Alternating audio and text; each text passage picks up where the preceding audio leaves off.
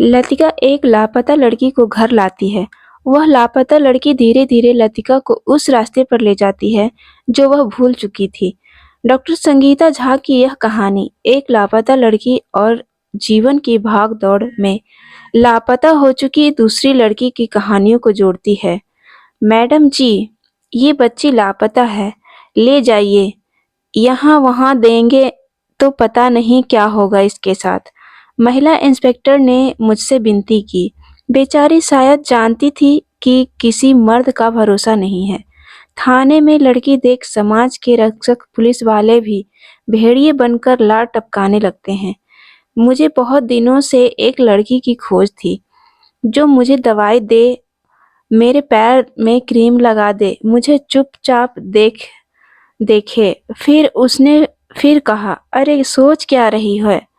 सारी मालूमात की है, कोई डरने की जरूरत नहीं। ये लापता है, जितना इसे याद है उस जानकारी के अनुसार इसका रूट ढूंढने की कोशिश की, पर सब व्यर्थ। फिर वो लगातार बोले जा रही थी, आपके पास पहुंचाने के लिए ही पुलिस स्टेशन नहीं ले गई। 2 दिनों से इसे अपने घर पर ही रखा है। मैं थी भी तो मैडम लतिका समाज सुधारक, कॉलेज की प्रिंसिपल और शहर की जानी-मानी फेमिनिस्ट। कितनी औरतों को न्याय दिलाया, कितनी शादियों में दहेज कैंसिल करवाया और दुल्हन ही दहेज का नारा लगवाया। उस लड़की की आंखों में अजीब सी कसक थी, एक आत्मविश्वास था। मैंने पूछा, क्या नाम है तुम्हारा?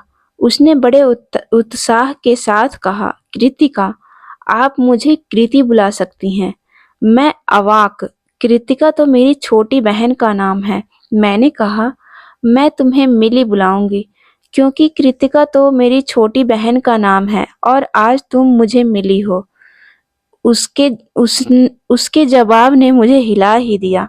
ना आप मुझे कृति ही बुलाएं, अपनी बहन का नाम बदल कर मिली कर दें। तुम समझती क्या हो अपने आप को? ये कोई मैडम जी से बात करने का तरीका है? महिला इंस्पेक्टर गुर्राई। स्त्री स्वाभिमान की रक्षक। मैं थोड़े देर चुप रही और फिर मैंने कहा, अरे कोई बात नहीं, तुम कृति ही रहोगी। मैं तो वैसे भी अपनी बहन को चिन्नी बुलाती हूँ। वो जोर से उछली। ये देखा? महिला थानेदार चुप। पता नहीं उसे अपने माँ-बाप या घर का पता याद था या नहीं। मैं उसे घर ले आई। मेरे घर के बाहर तख्ती लगी थी, Ashok Sharma, high court advocate.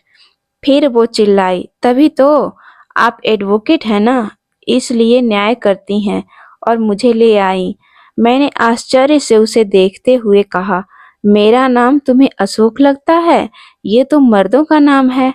उसने मेरी बात काटते हुए कहा, आप मर्दों की ही तरह हिम्मती हैं और कद-काठी की भी करीब-करीब वैसी ही हैं। मैंने गुस्से से कहा, कितनी बातें करती है, वो भी उजूल-फुजूल। किसने सिखाई ये बातें?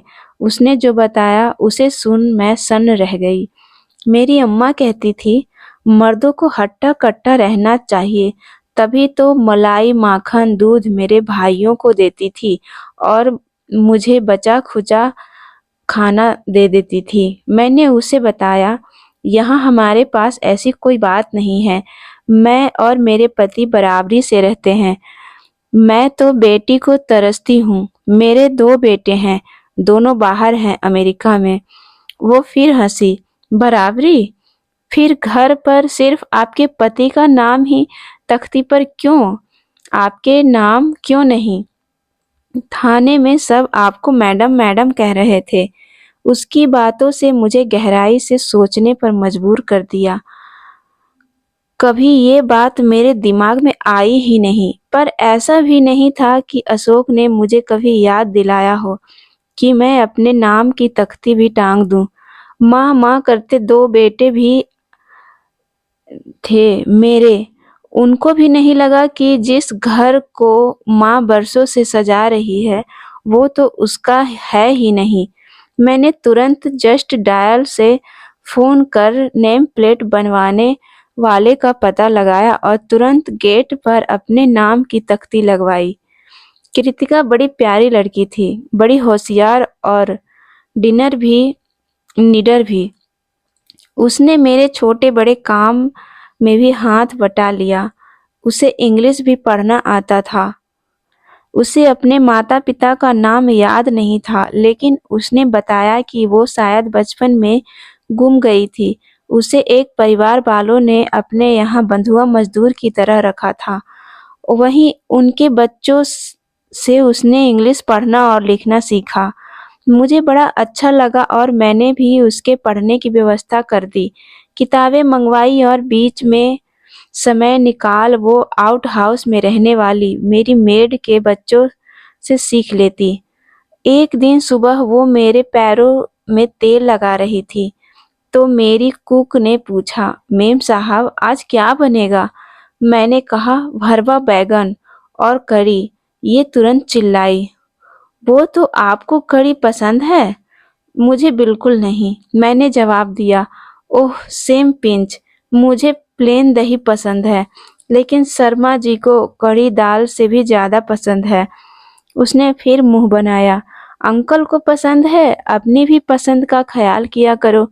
उसने ठीक अगले दिन उसने जल्दी जल्दी मेरे पैर में तेल लगाया, ब्लड प्रेशर की दवाई दी और गायब हो गई। कॉलेज में लंच टाइम में अपना टिफिन खोला तो मैं लगभग रोने लगी, क्योंकि टिफिन में था मिष्टी रोटी, बैगन का भरता, जिमीकंद का सना और छोटे छोटे कटे प्याज, खीरा और टमाटर का सलाद। अचानक अपनी अम्मा की याद आ गई और सलाद और भरते में डले कच्चे सरसों के तेल ने मुझे तो कुछ देर के लिए मायके ही पहुंचा दिया। विडंबना ये थी कि वहां अब अम्मा के बाद भाभी मालकिन थी, जिन्हें सरसों के तेल से बू आती थी। आंखों के सामने पूरा बचपन झूल गया। ठंड के दिनों में बाबूजी रोज सवेरे हमारे उठने के पहले ही हमारे दोनों नथुनों में सरसों के तेल अपनी उंगली से लगा देते। ये उनका हमें उठाने का एक तरीका भी था, क्योंकि ठंड के दिनों में नींद भी नहीं खुलती थी और नथुनों में घुसा सरसों का तेल सर्दी से भी बचाता था।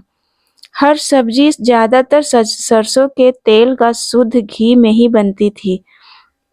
पता नहीं बाबूजी के किसी दोस्त ने उन्हें बताया था कि मूंगफली का तेल हार्ट की नसों को ब्लॉक कर देता है, जो कि सरासर गलत है। अब पता चला उन दिनों इंटरनेट और गूगल ज्ञान की सुविधा भी तो नहीं थी कि हम बच्चे पता भी कर पाते। हमारे ज्ञान का स्रोत थी हमारी किताबें और अखबार में आने वाला कलाम। क्या आप जानते हैं, आज का जमाना होता तो लड़ भी लेते। मेरे दोनों बेटों के साथ हमेशा उनके गूगल बाबा रहते थे। मुझे पहले किसी ने भी इतना खुश नहीं देखा था।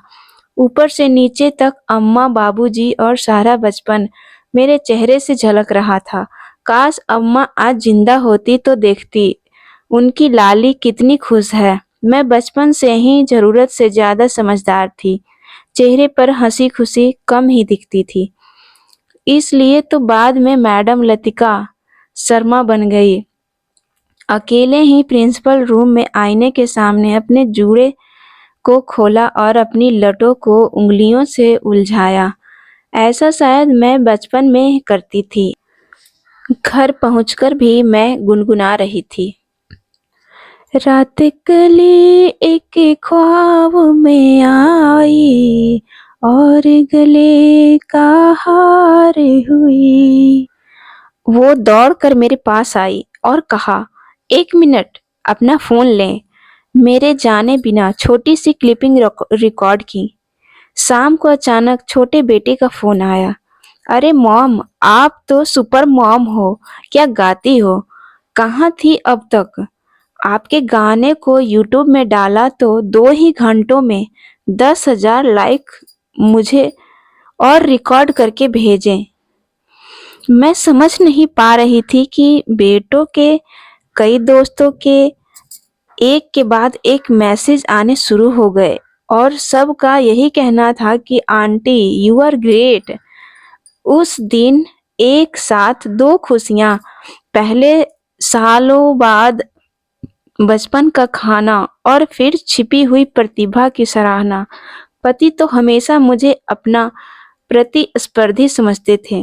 बोलते कुछ नहीं थे, पर मन में जरूर ये भावना थी कि मर्द स्त्री का स्वामी है।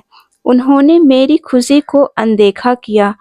कृति तो बड़ी निडर थी। उसने पति से कहा, सर, रोज मैडम आपकी पसंद का खाना बनवाती हैं। आज आप भी इनकी पसंद का खाना खाकर देख। घर की कुक लक्ष्मी ने आंखों से इशारा कर मना भी किया। वकील साहब को तो गुस्सा फूट पड़ा। मैं और ये सब सरसों तेल का खाना, मालिश के तेल से बना खाना कौन खाता है? मेरे लिए सिर्फ सैंडविच ही बना दो। मुझे पहली बार इस चीज का एहसास हुआ कि मैं हमेशा दूसरों की लड़ाई लड़ती रही और घर पर ये है मेरा हाल। मैं सोच ही रही थी कि मेरे देवरानी का फोन आया। उन्हें अपने बेटे की पढ़ाई के लिए पैसों की जरूरत थी और खानदानी घर बेचने के लिए फोन किया था। फोन खत्म भी नहीं हुआ था। कृति ने पूछा, किसका फोन था? मेरी देवरानी का, मैंने उत्तर दिया। तो वो कहने लगी, आपके ये रिश्ते मैं समझ ही नहीं पाती। कभी देवर, कभी भाभी, कभी देवरानी, कभी ननद, कभी साहब के चचेरे भाई। मैंने आपको कभी किसी सहेली को फोन करते नहीं देखा। स्कूल कॉलेज में नहीं थी क्या आपकी कोई दोस्त? मैं चुप रह गई। सचमुच दूसरों की दुनिया बनाते बनाते अपना क्या क्या पीछे छूट गया। रात को बैठ एक कागज पर पुरानी दोस्तों के नाम लिखे। मंजू, मीना, रेनू, अरुणा और मधु। हम 6 लोगों का एक ग्रुप था। साथ जीने मरने की कस्में खाते थे। कभी ना सोचा था कि कभी एक दूसरे को भूल भी पाएंगे। मेरी छोटी बहन का नंबर मेरे फोन पर था। उसे फोन किया और सभी सहेलियों के बारे में बताया और उनके नंबर मांगे। सबके नंबर मिल जाने पर हम सबका एक ग्रुप बनाया और नाम रखा, हम साथ साथ हैं। जब एक के बाद सभी के फोन आए, तब मेरा एक नया जीवन ही प्रारंभ हो गया।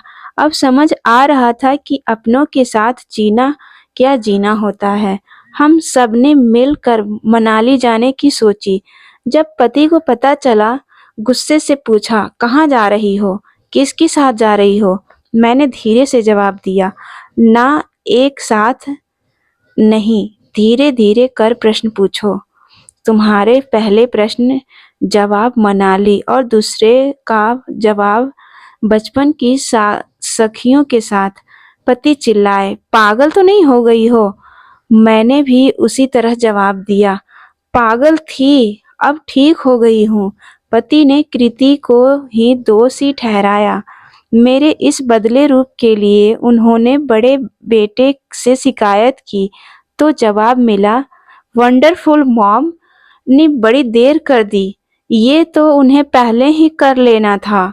आप भी जाते हैं अपने दोस्तों के साथ। आप तो हमारे बचपन में भी अपनी प्रैक्टिस और दोस्तों में ही व्यस्त रहते थे। वो तो मॉम ने सिंगल हैंडेड हम लोगों की परवरिश की। याद है हम लोगों के यूरोप वीजा के लिए आपने हमसे पूछा था कि हम किस क्लास में हैं। In fact I am very happy for mom.